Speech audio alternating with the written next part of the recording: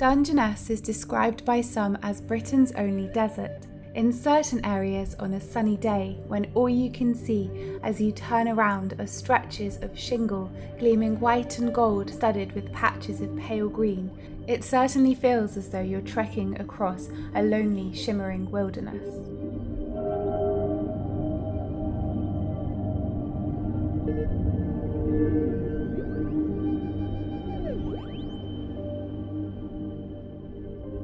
In fact, it isn't a desert. It receives too much rainfall to be classed as one. Regardless, there is something otherworldly about Dungeness.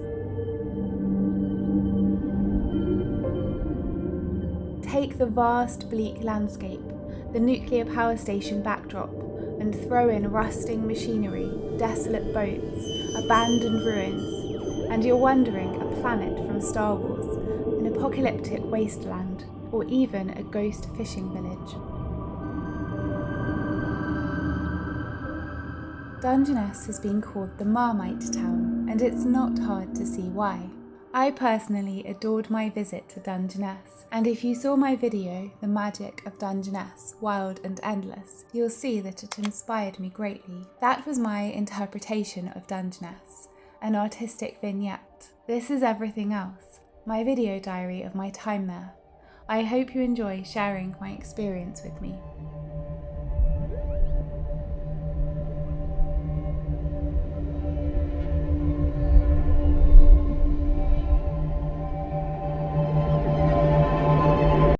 Day 1. Arriving at Dungeness, I was struck by the landscape, of course, but also the houses. A long road stretches alongside the shingle beach, and on either side, weather-hardy, beautiful, unique buildings. And interestingly, here are very few fences or boundaries. The houses sit freely, each distinct yet part of the unbroken landscape. Home for my stay, the striking black cottage with red door, was filled with wooden panelling, high ceilings, treasures from the sea, and the sound of the howling wind.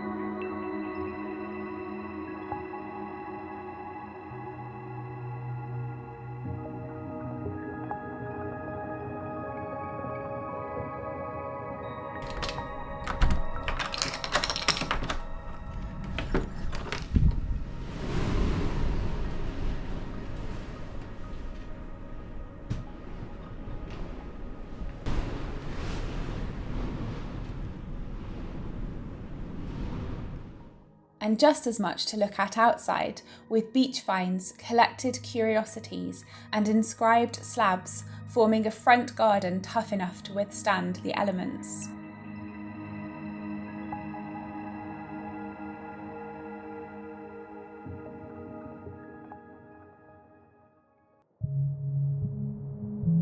Day 2. I almost believed I had awakened from sleep at sea, with the wooden house creaking and shivering beneath the night-long onslaught of gales. And in the morning they persisted.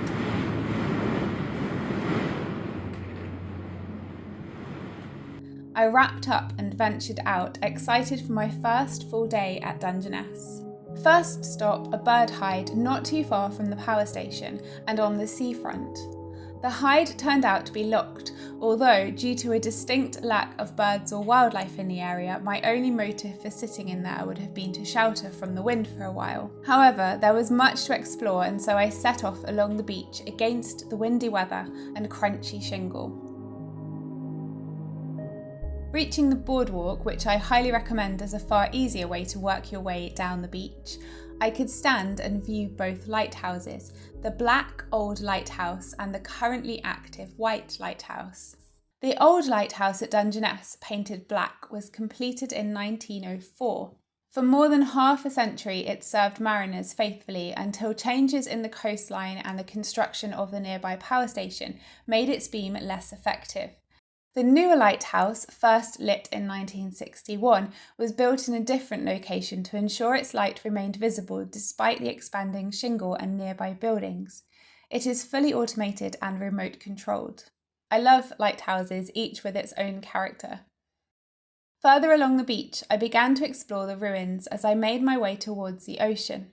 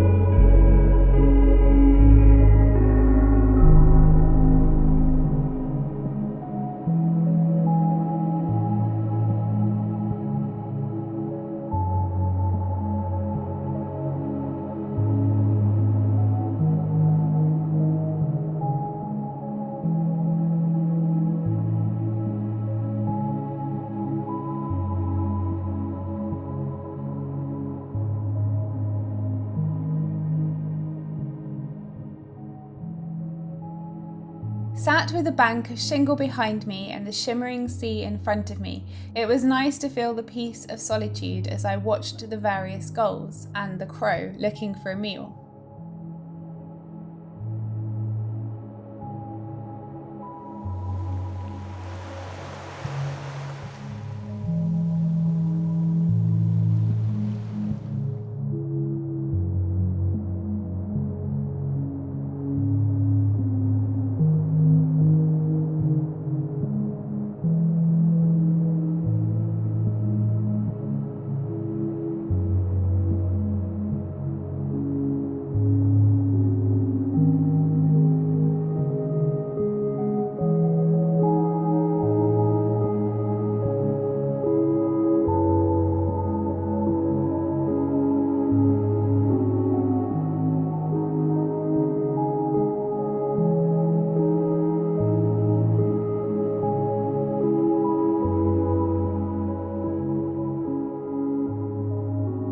On my way back to the cottage, I studied the plants that live in these strong winds, shingle with extreme drainage and salt spray. It was so beautiful to see the cool green of sea kale studded in the gold and silver glittering landscape.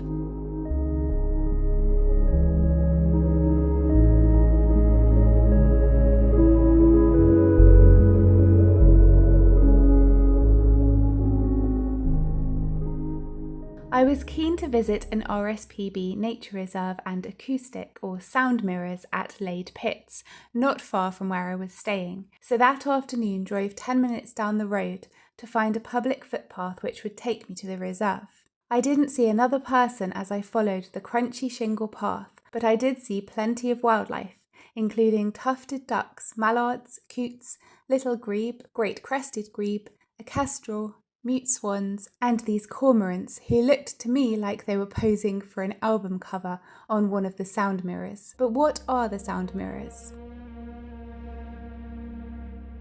These structures worked by using curved concrete surfaces to collect and focus sound waves from aircraft engines onto a single point, where an operator listened through headphones. They were tested extensively and proved workable, but they were never used as part of Britain's wartime air defence. Technology advanced rapidly in the 1930s. Engines became faster and higher flying, and the warning time sound mirrors could provide grew shorter. At the same time, radar was developing quickly and proved far more reliable, meaning the sound mirrors were overtaken before they were ever needed in combat.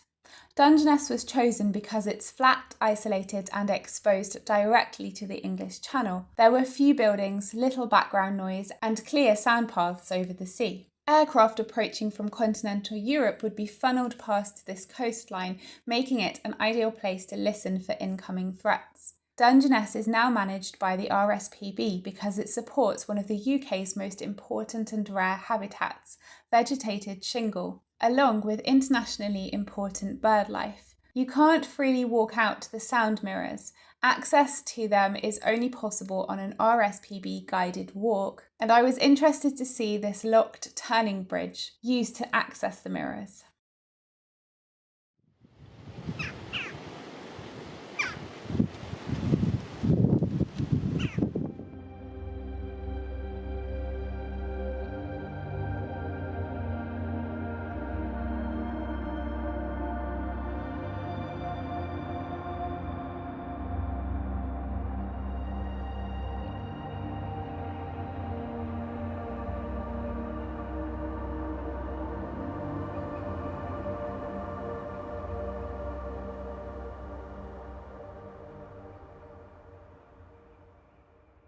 That evening, I saw my first Dungeness fox resident while driving around the area.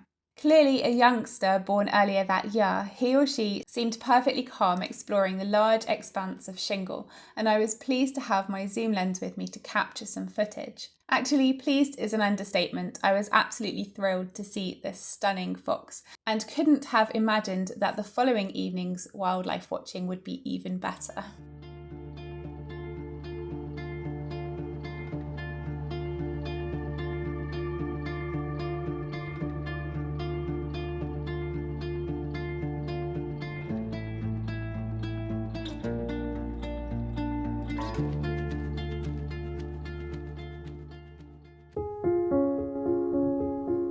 Day 3. I got up at 5:30 so that I could walk across the beach in the blue morning light, looking at the many interesting objects and ruins in more detail.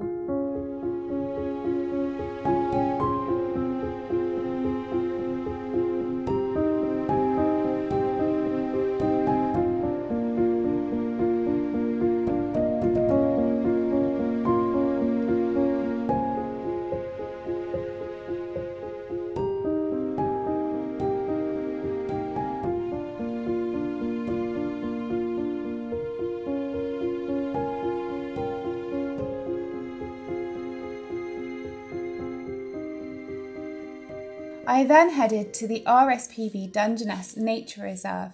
As I have already made a video on this, I won't go into detail here, but it was another very windy day, so I visited the various hides, explored the vast landscape and birdwatched. As I said in that video, this is where I saw my first bittern, though sadly I didn't catch it on camera.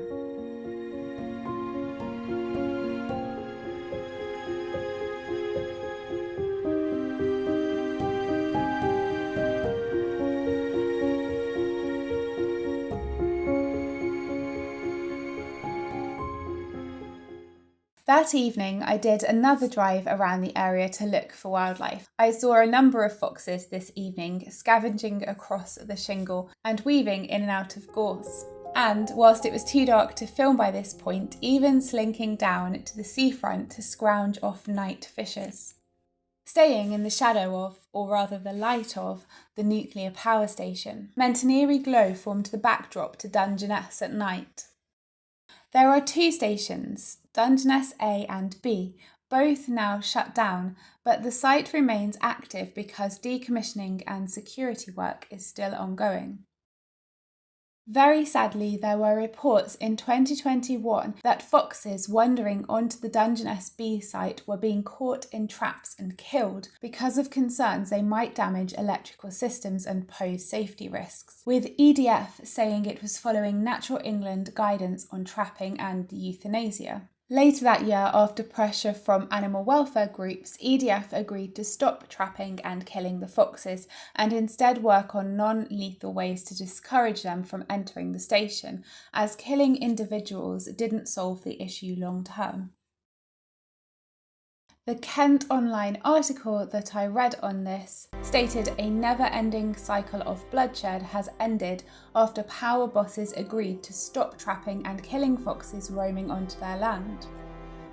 Killing the foxes didn't solve the security concerns anyway, because new foxes would begin to occupy the newly vacated territories. So whilst I was horrified to read the initial story, it's good to see that the killing of foxes did stop. I just very much wish they had implemented preventative access measures and protected the site instead of killing even one of these precious intelligent beings.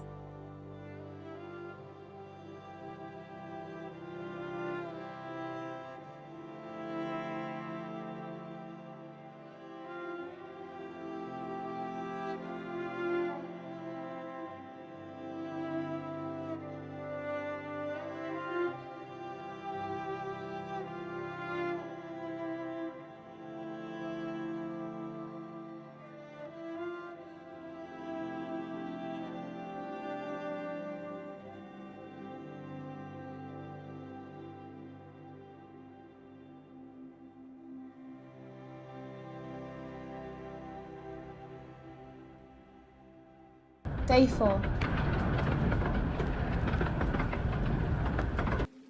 Throughout my stay, I had sat out in the exposed back garden, being, as is the way with Dungeness properties, without fences, and leading straight onto the open land that stretches in the direction of the RSPB Nature Reserve I'd visited the day before. Through this landscape cuts the tracks of the Romney, Hythe and Dymchurch Railway, and as I had watched it go by, I'd made plans to take a small trip on the train as another way to appreciate the landscape and also explore further afield. So on my 4th day, I headed to the station and booked a return ticket to a station a couple of stops away, with the shortest time between arrival and the return train.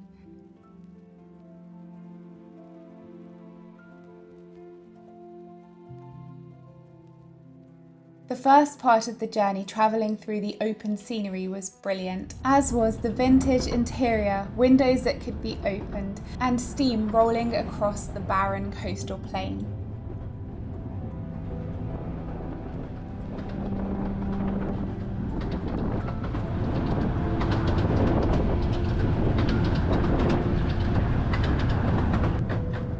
After the first part of the journey, the view was mainly walls and back gardens with occasional glimpses of coast through gaps in buildings. There is something about steel rails cutting through a bleak landscape that sharpens the sense of isolation.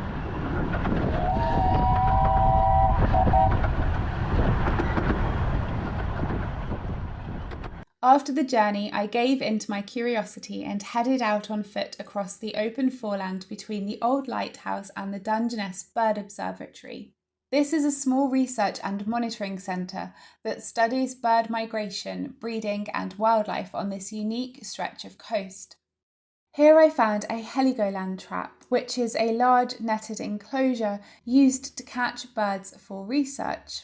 I didn't linger here as, although I know this is for research, that the traps are constantly monitored and the birds will be safely released, I very much felt for them as they frantically tried to escape. I spotted running water in there as I walked by. There was no better way to spend my last evening than with the resident foxes, and this evening I was treated to a chorus of the unusual sounds foxes make in their communications.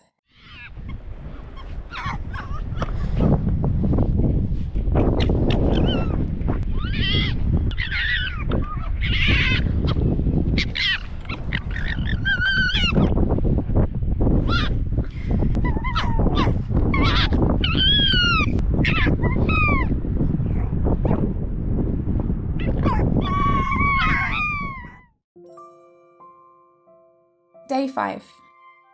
Being my final day at Dungeness, I needed to pack up and check out of my accommodation, which I did early, allowing me to enjoy the sunrise on the beach. A stunning morning to say goodbye to my adventure in such a strange and beautiful place.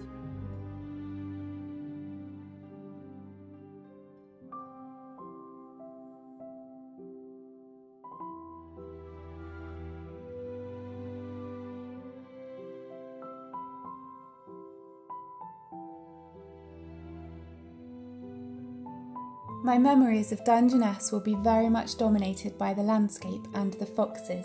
Having so much opportunity to see their gorgeous selves and observe their behaviour on the summer evenings I spent there was wonderful, and for me added to the surreal experience of my visit to Dungeness.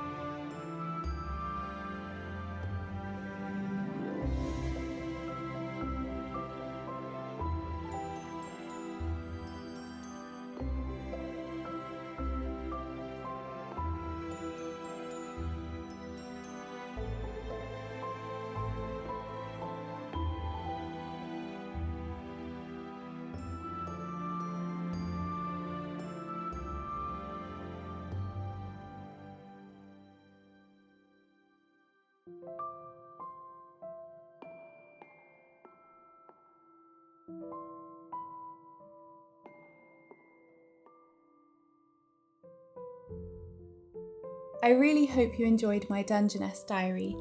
Thank you so much for sharing this experience with me.